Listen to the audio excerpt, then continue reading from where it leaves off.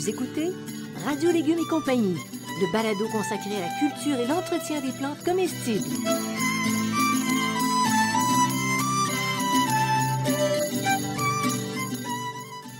Laitue, Basilic, plantation, poivron, bleuets, pollinisation, haricots, arrosage, fraises, insectes ravageurs et maladies, concombres. fertilisation. Radio Légumes et compagnie, le balado qui vous dit tout pour cultiver et entretenir simplement les plantes comestibles de façon naturelle.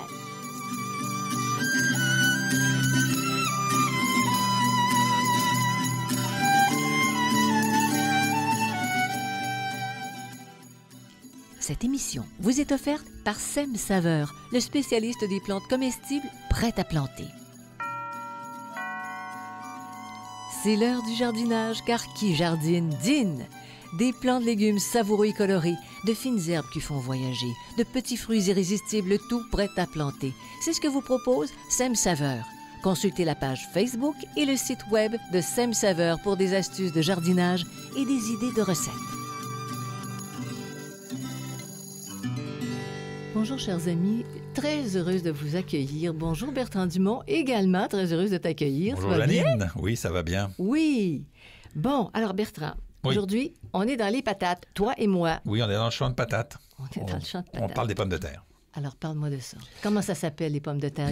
Il y a des patates, Des des ci, patatas, des des ça. patates, des pommes de terre, des cartoffeles, des cartoufles. Fait, ça a pris toutes sortes de noms, là. Et patati et, Et patata. patata. Et Bon, ben voilà. Ben, on cultive ça depuis, il me semble, très longtemps. Oui, les on pommes de cultive ça terre. effectivement depuis très longtemps, mais pas pour tout le monde, pas pour toute l'humanité. C'est originaire du Pérou et du sud-ouest de l'Amérique du Sud, les pommes de terre. On pense qu'elles sont cultivées depuis à peu près 10 000 ans. On est certain depuis 6 000 ans, les Amérindiens d'Amérique du Sud en mangent. Elle a fait son entrée en Europe aux environs du 16e siècle, hein, avec l'arrivée de Christophe Colomb, là, qui a découvert l'Amérique, mais qui a identifié l'Amérique, je préfère dire ça comme ça. Oui, parce que c'était comme pas mal habité quand Oui, même. c'était pas mal hein? habité quand même. Il y avait un petit peu de monde avant lui, là. Et donc, c'est devenu une nourriture humaine seulement à partir du 17e siècle et la fin du 17e siècle, début du 18e siècle. Avant, c'était donné aux cochons. On considérait que c'était pas mangeable. Et aujourd'hui, elle est cultivée dans le monde entier. On t'en trouve partout, même au Japon. Partout. C'est Oui, fou, hein, oui, les oui. pommes de terre. Oui. Est-ce qu'il existe différentes, des formes puis des variétés? Oui. Nombreuses formes et couleurs, Oui, hein? des formes et des couleurs différentes. On considère qu'il y a plus de 10 000 variétés aujourd'hui. Écoute, contrairement à ce qu'on trouve à l'épicerie, hein? OK. Il y a 5 000 variétés qu'on dit des papas nativas, qui sont des pommes de terre qui sont vraiment cultivées là, uniquement presque au Pérou, là. Et donc, il y a 5 000 variétés dites modernes, mais là-dessus, il y en a une centaine qui sont cultivées dans le monde. Et au Québec, à peu près 4 ou 5 dans les épiceries. Là, on n'a pas beaucoup de choix ici. Et honnêtement, c'est de pire en pire depuis quelques années. Quelques années, c'est de pire en De pire. pire en pire. Puis on ne sait pas la variété qu'on mange. C'est rarement indiqué. Avant, c'était Yukon Gold, etc. Et donc, la solution, Oui, ben, c'est de les cultiver soi-même. c'est exactement pourquoi on fait ce balado. Et bien voilà. Ah, bon. Mais une centaine. Mais qu'est-ce qu'ils font avec les autres? Les autres, quand Oh, ben, tu me il dis y en a à qui- 10 il y 000 en a qui disparaissent parce Oui. qu'elles ont le mildiou, parce qu'elles ont de la maladie, parce qu'elles sont pas assez productives, parce que. Alors, il y a une centaine qui sont On va commercialisables. dans le monde entier parce que c'est une question de température, donc c'est pas tout le monde qui cultive les mêmes pommes de terre partout dans le monde. Alors, on arrive au goût. Et puis ça, c'est très important. Goût et texture. Oui, Oui. il y a une grande variété de goûts et textures. Ça peut être terreux, ça peut sentir la terre, sentir le beurre, sentir la noisette, goûter la châtaigne ou goûter le sucre. En texture, ça peut être farineux, mais ça peut être fin, ça peut être fondant, ça peut être moelleux ou ça peut être ferme. Et quand tu dis moelleux et fin, là, tu sais, ça glisse. C'est- Tu fais une c'est ça. petite tranche. Mon Dieu que c'est bon. Ça a un goût. Et donc, on peut mélanger tout ça. Là, ça peut être fin, noisette, châtaigne. Donc, tout ça se mélange et c'est pour ça qu'il y a beaucoup, beaucoup de variétés. Alors, on va partager un secret avec ceux qui nous écoutent. On fait des dégustations de pommes de terre parce qu'on a essayé au potager ici Oui. différentes variétés. Et c'était tellement savoureux. On les coupait en petites tranches, un petit peu de beurre, puis le goût. Le goût, Ah, ouais. incroyable. Et la texture. Exactement. Bon, alors, est-ce que c'est nutritif? Oui, c'est Parce que nutritif. nutritif n'est pas Oui, négligeable. c'est là. beaucoup de fibres alimentaires. Hein? Donc, c'est une excellente source de vitamine B6 et de cuivre. Et c'est une source de fer, de manganèse, de potassium, de magnésium, de phosphore, de zinc, de vitamine B1, B2, B5, B9, C et K. Très peu d'antioxydants, à part c'est la chair colorée, là, mais Mais assez peu d'antioxydants. Alors, en fait, assez peu parce que tu as les pommes de terre bleues, Oui. point. Puis à part Puis ça, les c'est... rouges aussi, c'est un peu la peau Ouais. rouge, là, mais c'est assez... c'est pas beaucoup... C'est pas qu'on va chercher d'antioxydants, mais les fibres, par exemple, il y en a. Ça, il y en a, c'est ça. Puis tu dis les peaux rouges. Quand les peaux sont belles, Oui, on les mange parce qu'il y en a aussi une concentration de vitamines là-dedans. oui, oui. Hein, oui. c'est ça, là, C'est on dans a- la peau on- qu'il y a beaucoup, beaucoup d'intérêt dans la pomme de terre. Il À faut essayer manger. de conserver la peau. Oui. C'est pour ça que celles qui ont la peau épaisse, bon, les pommes de terre au four qui ont la peau épaisse, on mange la chair, mais c'est souvent dans les pommes de terre nouvelles, par exemple, on en reparlera, sont intéressantes pour ça. Et les conditions de culture, est-ce que c'est exigeant? Une plante qui demande le soleil, une terre légère mais se drainant bien, elle ne va pas aimer les surplus d'eau. Donc, c'est une plante gourmande, elle aime ça manger, là, donc beaucoup de compost et de l'engrais, puis sobre, donc pas trop d'eau, pas trop de trucs. C'est pour ça qu'on la cultive souvent. Pas d'alcool, c'est ça, sobre en fait. Là. Sobre OK, en c'est eau. bon. OK, c'est bon. Maturité, 60 à 100 jours, là, on va en reparler quand on va aborder le cas des pommes de terre nouvelles. Donc, on est rendu à presque 3 mois. C'est ça. C'est une récolte qui est tardive. Tardive, là. oui, oui, oui. Plus à l'automne, fin de l'été, Oui. puis bon, OK. Est-ce que tu trouves que c'est facile à cultiver? C'est assez facile à cultiver. Oui. Oui, oui, il y a des petits trucs. Je vais vous donner des trucs. C'est pas si compliqué que ça, la pomme de terre, là, quand on se débrouille comme il faut. Et quand on arrive là, à trouver une variété qui est bonne, Oui. mais vraiment bonne, Oui. on peut la multiplier facilement? Oui, par tubercule. Donc, on va conserver des tubercules d'une année en année. On va Donc, tu cultiver gardes la des pomme de petites terre. pommes de terre d'année en année. OK. Et donc, c'est la méthode la plus simple. On parle de semences de pommes de terre, alors que finalement, c'est des tubercules qui ne sont pas des véritables semences. Les véritables semences, celles qu'on récolte à partir du fruit, après la fécondation, on les utilise pas c'est parce qu'elles sont pas stables. Quand on fait un semis de pommes de terre, on va obtenir des plantes non homogènes, non représentatives. C'est en général utilisé presque uniquement pour les hybridations qui vont être faites à partir de la semence. Mais sans ça, c'est vraiment le tubercule. Parce que tu ne sais pas ce que tu vas récolter, Non, en fait, c'est ça. c'est ça. Mais qu'est-ce que je voulais dire par rapport à la jardinerie, tu demandes pareil, tu demandes des semences, mais c'est des Mais yeux. c'est des tubercules qu'on te vend. Des morceaux ou on te vend Non, on le vend la pomme de tubercule terre parce que complet? sans ça, ça risque de pourrir. Là, donc, OK. Alors, ben oui, j'étais surprise de voir ça dans les catalogues. Semences de pommes de c'est terre. ça, c'est marqué semences, mais c'est pas des vraies semences. Là, c'est des tubercules à planter. Mais bon, c'est des habitudes. Là. Oui. Faire germer les pommes de terre avant la plantation. Tu fais ça, toi? Pourquoi? Oui, ben on dit que ça permet de réduire le temps passé au potager. C'est-à-dire que déjà, elles vont avoir à l'intérieur, vous pouvez le faire, je vais vous expliquer comment.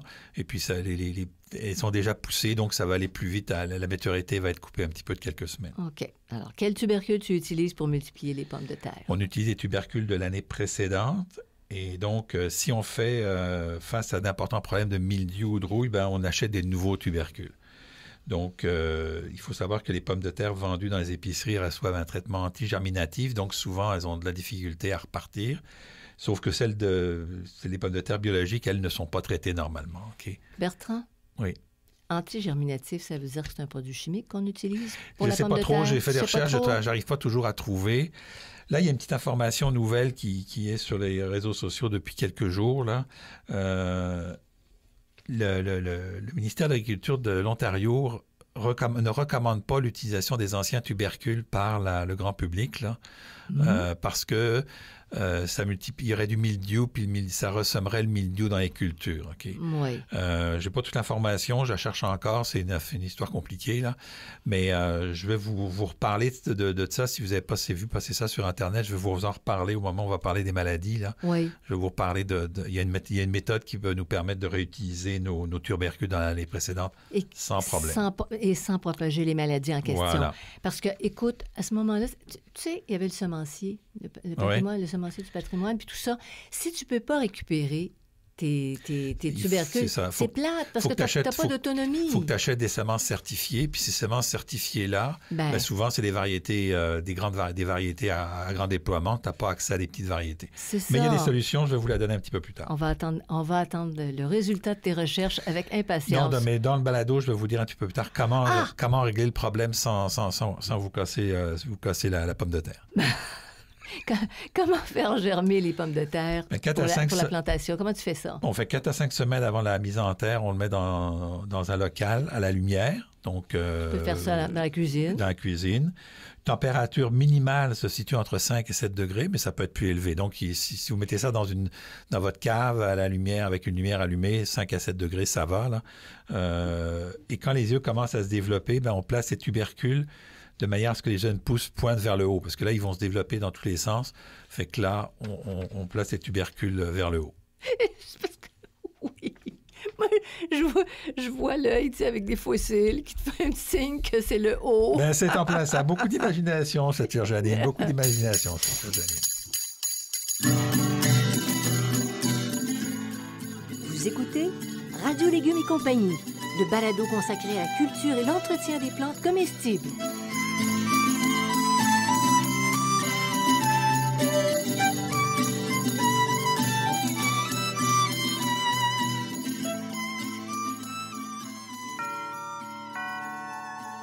Qui jardine, dîne. L'heure est au jardinage et au prêt à planter. C'est ce que vous propose Sème Saveur, une gamme de plantes cultivées pour vous par un producteur de plus de 35 ans d'expérience. Obtenez des récoltes savoureuses avec 132 variétés de légumes, dont 16 patrimoniales, 71 variétés de fines herbes, 14 de petits fruits et 12 de fleurs comestibles. Proposés en différents formats, les prêts à planter de Sème Saveur sont vendus dans toutes les bonnes jardineries du Québec.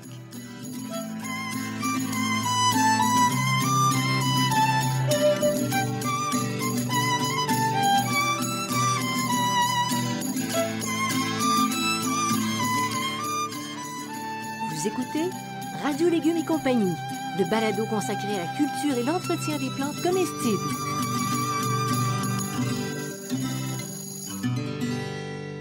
Quand et comment les planter, Bertrand? Alors, la plantation se fait de mai, habituellement aux environs du mois de mai, à un mois plus tard dans les régions plus froides. Okay? Il faut attendre que le sol... En fin de compte, l'idéal, c'est que le sol soit à peu près à 10-12 degrés. Là, c'est toujours mon fameux... Ouais. Avec ton gros thermomètre, mon fameux thermomètre que j'utilise, là. On fait un bon apport de compost, parce que c'est une plante qui est gourmande. Puis on enterre le bulbe d'environ de 8 à 12 cm, selon la variété. Donc, même si on n'a pas 12 cm de pouce, là, on l'enterre à peu près. On laisse à peu près 25 cm entre les plants, puis 50 cm entre les rangs, là. Bon, un petit peu plus qu'un pied. Un pied, c'est ça. Et on place les germes vers le haut. Donc, si on a des germes, on les place vers le haut. Il y a une petite technique qui consiste aussi à couper la pomme de terre pour en avoir plus avec un morceau de germe. Là, c'est une possibilité aussi pour multiplier les pommes de terre. Là. Alors, c'est blanc. Le germe, c'est blanc. Là, c'est ce qu'on voyait quand on était le germe jeune, peut être blanc, là. puis dans certains cas, il est mauve aussi. Il est mauve. Il est mauve. Mais c'est ce qu'on avait dans les réfrigérateurs de nos mères. Là. Ça germait beaucoup, beaucoup. Ça ne fait pas de feuilles à ce stade-là. Ben, ça commence à faire des petites feuilles, mais c'est pas grave. On peut les enterrer ou les laisser sortir. Ce qu'on peut les faire aussi, c'est qu'on peut les laisser sortir un petit peu, les jeunes pousses. Mais donc, si on le fait 4 à 5 semaines avant, les pousses vont être assez longues qu'on peut les enterrer de 8 à 10 cm sans problème. OK.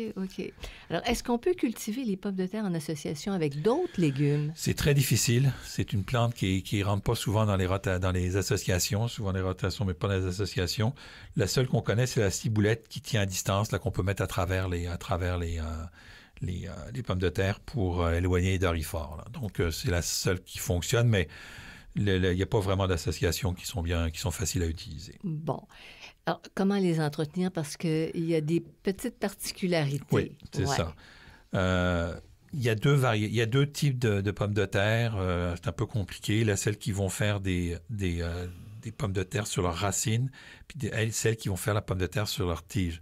Souvent, on ne le sait pas, c'est pas indiqué. Donc, prenez pour acquis que les pommes de terre vont le faire. Les pommes de terre que vous cultivez vont le faire sur les tiges. Ça va être plus simple de même. Sur les tiges, OK. OK, donc, quand la pousse a à peu près 20 cm de haut, OK, on nettoie le sol, on supprime les herbes indésirables et on va buter les plantes. Donc, on va remettre de la terre à peu près jusqu'à à peine un demi-centimètre du haut de la tige. Okay? Donc, tu fais une butte. On fait une butte, c'est-à-dire qu'on recouvre les tiges. Okay? On recouvre les jeunes tiges, là, et l'idée, c'est de produire plus de tubercules. Donc, dans la plupart des variétés, les nouveaux tubercules vont se former sur les racines qui partent de la tige enterrée. OK? Donc, quand on va avoir fait ça une fois, à monter à 20 cm, on peut refaire une deuxième fois aussi. Puis là, on peut mettre le paillis. Si on met le paillis avant, ça ne fonctionne pas, là. On peut mettre du paillis à ce moment-là. Donc 2 butages en une saison. On peut faire près. 1 ou 2 butages, dépendant. Là, on peut faire 1 ou 2 butages, comment est-ce qu'on veut le faire. Là, c'est pas, Et donc, les pommes de terre, normalement, vont se faire dans la butte. Hein? Ils vont se faire dans cette partie de la butte, là. Sous terre, en fait. C'est carrément sous terre. terre. Mais tu montes pas trop, large, là, parce que... Combien de large en circonférence? Ben, il faut que ça se tienne, il faut que ta butte se tienne. C'est ça. Il faut que ta butte se Plutôt tienne. carré ou ronde? La butte. Le dessus? Le dessus, c'est tout. Le dessus, tu vas plus jamais... aplati ou... Tu es un petit peu aplati, mais ça ne change pas grand-chose. Là. C'est une question d'esthétique, là. Là, tu ris de moi, là. Non, je ne ris pas de toi. C'est une question d'esthétique. C'est une question d'esthétique. Mais il faut buter, quand même. Alors, les gars s'en foutent et les filles vont faire ça plus esthétique, c'est ça? Ah, d'accord. Peut-être, si tu veux. Il y a des gars qui vont faire ça esthétique puis des filles qui s'en foutent. Mais ça, c'est toujours comme ça, les généralisations. Hein? Alors, combien de fois tu dois apporter de l'engrais au cours de la culture? Parce que là, on a buté. Oups. 3 à 4 fois dans la culture, à peu près. C'est une plante gourmande. Comment les arroser maintenant? Comment on arrose ça, ces pommes de terre? On arrose régulièrement, mais sans détremper le sol. OK, donc, on y va sans détremper le sol. On arrose surtout par temps sec. Si on voit que c'est sec, on arrose. La plante ne doit pas manquer d'eau au moment de la formation des tubercules. OK? Donc, mais comment tu le sais? Comment tu peux le vérifier? Ben, c'est à peu près 2-3 semaines après la plantation que ça commence tranquillement à se former. Là. Ça fait des petites boules? Oui, c'est ça. Faut que tu ailles sous terre. Là. Non, tu t'attends pas. En surface? Tu t'assures que c'est toujours un petit peu frais, sans excès, puis ça va être suffisant. Il ne faut pas se compliquer la vie. Là. Fait que tu vas pas voir s'il y a un début de formation là, non, de parce que là, il faudrait que c'est trop tout compliqué. doucement. Ah, non, trop compliqué. OK, parfait. Est-ce qu'on peut cultiver les pommes de terre en pot? Oui, dans des pots il faut calculer 30 litres de terreau par plant. Donc, c'est quand même pas mal de terreau. On va utiliser des pots spéciaux qui sont des pots de 45 cm de profondeur sur 45 cm de diamètre. Donc, des gros pots, là. On peut mettre là-dedans à peu près 2 à 3 plants. OK? Ce qu'on va faire, c'est qu'on va mettre à peu près 10 cm dans le fond, 10 à 15 cm dans le fond du pot. On va placer les tubercules germés vers le haut. On va recouvrir de 5 à 6 cm de terreau. Et une fois par semaine, on va ajouter un petit peu de terreau dans le pot. OK? Donc, 5 à 6 cm au pied de chaque plante, jusqu'à atteindre le haut du pot. Parce qu'une fois que le pot est arrivé, ça déborde. Donc, et ça remplace finalement le butage. Dans le pot, ce qu'on fait, c'est qu'on fait un butage, mais on monte tranquillement là c'est plus facile à faire de même. Au fur et à mesure. Tu commences dans le fond, puis par strate, une fois par semaine. C'est ça. L'idée étant que les plants soient vraiment sous terre. Oui, c'est ça. Les plants soient butés, puis que les pommes de terre se développent autour de la tige. Parce qu'autrement, si on ne le fait pas, ça ne marche pas. Ça marche moins, on va avoir moins de pommes de terre. C'est ça. Fait que c'est en hauteur. Et les parasites? Alors, on a 2 gros parasites, le doryphore de la pomme de terre et le mildiou. OK? Donc, c'est un champignon, le fameux mildiou là, dont on parlait. Là. Donc, les autres insectes, c'est le puceron, l'altise, la cicadelle, la punaise, le ver blanc, le ver gris, la pyrale du maïs. Mais c'est pas beaucoup, Mais c'est pas beaucoup. Bon. Et puis, les autres maladies, c'est les taches des feuilles, de la pourriture, de la moisissure, le flétissement bactérien, de la gale. Et ça aussi, c'est un peu moins souvent qu'on les trouve. Mais tu sais, quand on entend ça, on se dit « Oh mon Dieu, est-ce que je vais me risquer? » Mais c'est pas si atteint que ça. Mais c'est vraiment doryphore et mildiou qui sont les 2 problèmes. Bon. OK, donc ça, c'est les principaux problèmes. Donc, comment identifier et contrôler les doryphores de la pomme de terre? C'est presque... ça. C'est fort amusant. C'est fort amusant. Oui. Donc, comment identifier? C'est les feuilles dévorées sur toutes les parties situées à l'extérieur du sol qui peuvent être affectées. On va se trouver avec des insectes arrondis avec des rayures longitudinales noires et beige clair. Donc, c'est noir et beige clair. C'est assez gros. On les voit. On les voit. Oh oui. Ce qui est surtout dommageable, c'est les larves rouges, là, les petites larves rouges là, qui, elles, sont très voraces parce qu'elles sont en pleine mutation. En prévention, on va favoriser les insectes bénéfiques indigènes. Ça, c'est la première chose. On va s'assurer qu'il y a d'autres plantes autour. Puis, en contrôle, au début de saison, filet anti-insectes jusqu'à la récolte. Oui, ça, c'est mécanique, là, c'est la meilleure façon. Prévoyez que votre filet anti-insectes, il faut de la place pour la plante qui pousse. Là. Au début, il va être un peu trop grand, puis au fur et à mesure où la plante va pousser, il faut qu'il puisse s'étendre pour que la plante soit en dessous. On peut aussi détruire les amas d'œufs sous les feuilles. OK, donc, on peut aussi ramasser les adultes à la main puis les noyer dans l'eau savonneuse. Quelle satisfaction. Mais Bertrand, les insectes bénéfiques indigènes, ce serait quoi? C'est les guêpes, les caroubes, il y a toutes sortes d'insectes là, qui sont là, mais On les connaît pas, c'est juste de les favoriser en plantant des fleurs indigènes, en plantant des choses comme ça, là, qu'on va arriver à l'avoir. C'est-à-dire que plus on a un jardin biodiversifié, ça fait 1000 fois que je le répète, là, plus on a d'insectes indigènes qui vont venir pirater les larves, bouffer les larves, et ainsi de suite, là. OK, parce que ça attaque aux larves qui Oui, sont plus fragiles. Ils ont la coine plus molle. C'est ça. Oui. Alors, comment détecter et contenir le mildiou? Alors là, on a des plaques brun-vert d'aspect graisseux à la surface des feuilles. Les parties inférieures sont parfois recouvertes d'un duvet blanc, donc c'est pas très beau, c'est graisseux et blanc. Les tiges et les pétioles portent des taches brunes, puis les fruits vont être déformés. Quand vous avez les fruits vont être déformés, puis ça peut aussi atteindre les tubercules quelquefois. Là, quand tu parles de fruits... Les fruits sur la pomme de terre. Sur la pomme de terre, c'est pas des fruits comestibles, là on les mange pas, mais les fruits vont être déformés, ou les bulbes vont être déformés aussi. OK? La prévention, on va revenir sur ce qu'on disait tout à l'heure là, du ministère de l'Agriculture. Si vous mettez un filet anti-insectes, vous allez empêcher que les spores partent au vent. Ils ne passeront pas à travers le filet. Non. Donc, c'est un bon moyen de vous assurer, le filet anti-insectes vous assure de ne pas avoir d'aller contaminer d'autres champs qui seraient à l'extérieur de chez vous. Là. Parce qu'on parle que le sport pourrait être sur 200 km. Là, oui. Effectivement, c'est souvent dans le vent qu'il est pris. Mais si vous mettez un filet anti-insectes, là, ça, c'est un moyen de contrôler cette problématique-là. Okay? Oui. Donc, si vos pommes de terre, vous prenez des pommes de terre saines, puis vous utilisez un filet anti-insectes, même s'il y a du mildiou un tout petit peu, puis vous ne le voyez pas, vous ne pouvez pas contaminer les autres. Donc, c'est un peu une solution. En prévention, c'est un sol qui est bien drainé. Dès qu'il y a trop d'eau, le mildiou se développe. Les excès d'azote, si vous mettez beaucoup d'engrais azotés dans la pomme de terre, même si elle est gourmande. Quel chiffre? NPK, lequel? NPK le premier. N, c'est l'azote. N, c'est l'azote. On évite aussi de mouiller le feuillage lors de l'arrosage. Plus vous allez mouiller votre feuillage, plus vous allez avoir de problèmes. Donc, c'est toujours pareil, l'arrosage au maximum le plus proche de la terre. Donc, un été qui est très pluvieux, il faut qu'on surveille plus. Voilà, c'est souvent ce qui arrive avec le mildiou, c'est lors des étés pluvieux.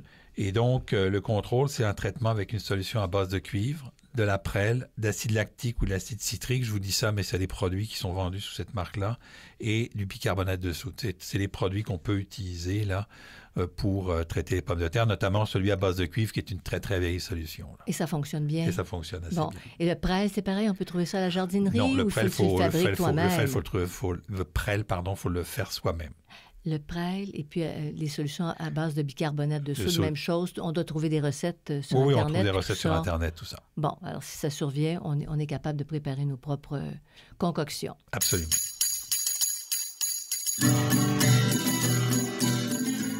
Vous écoutez Radio Légumes et compagnie, le balado consacré à la culture et l'entretien des plantes comestibles.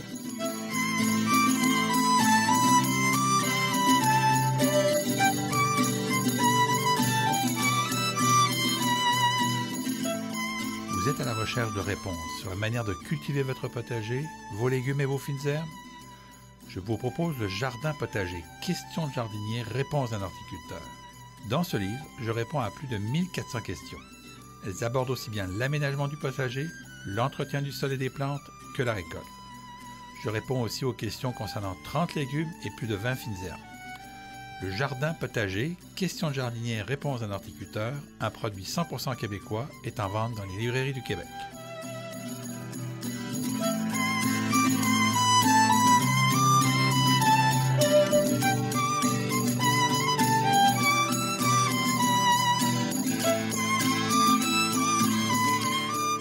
Vous écoutez Radio Légumes et compagnie, le balado consacré à la culture et l'entretien des plantes comestibles.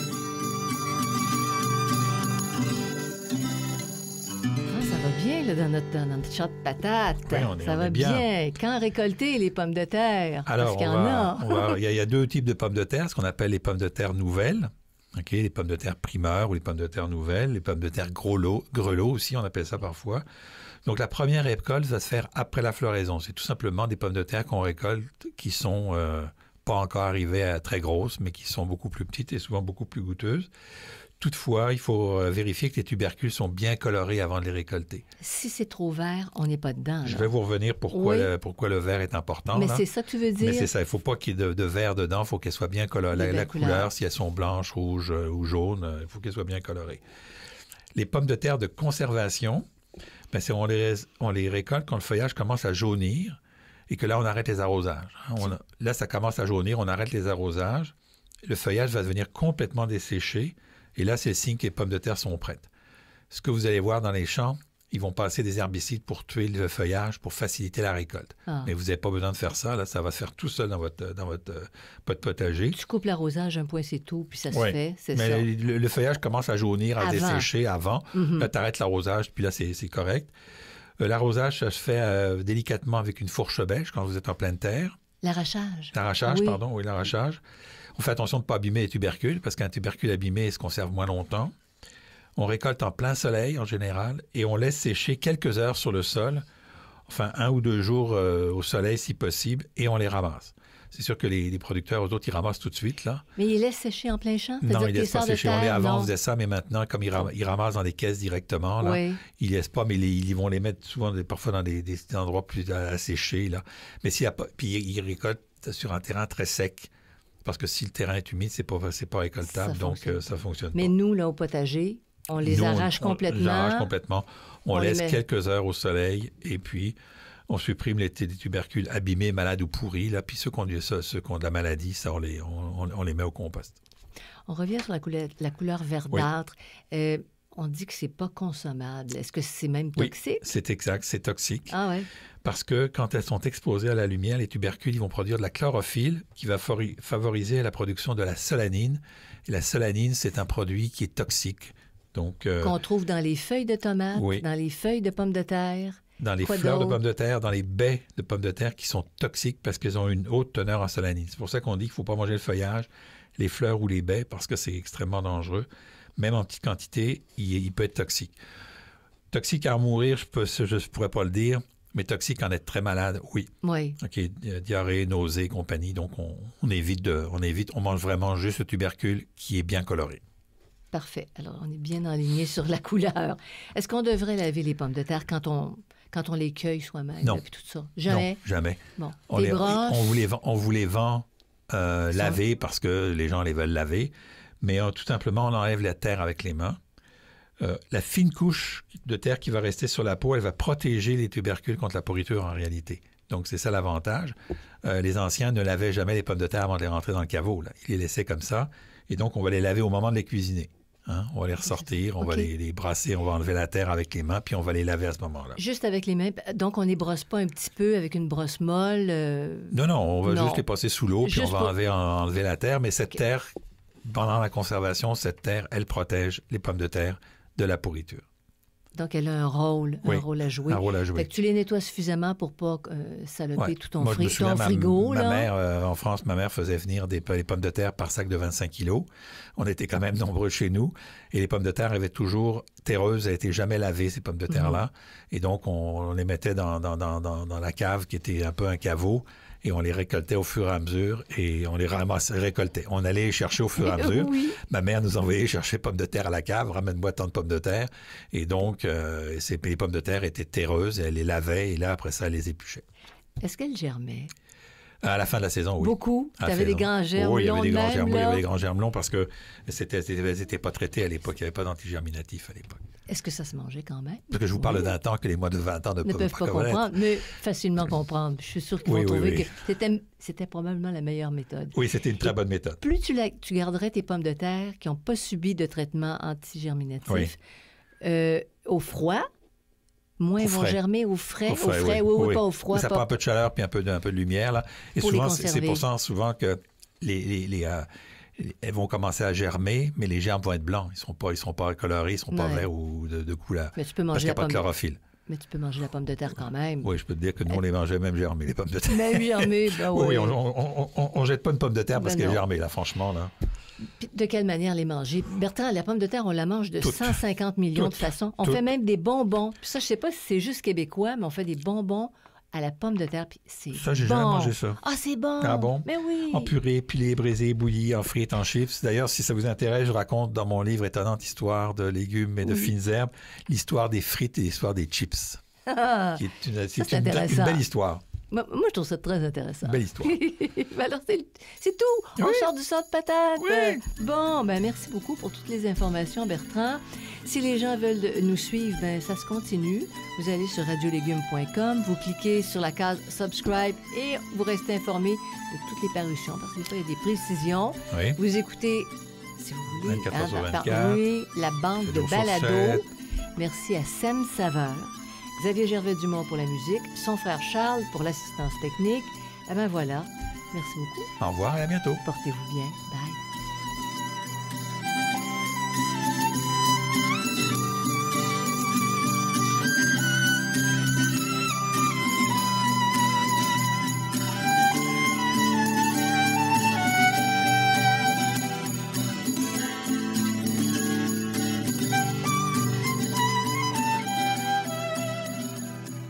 Vous écoutez Radio Légumes et compagnie, le balado consacré à la culture et l'entretien des plantes comestibles.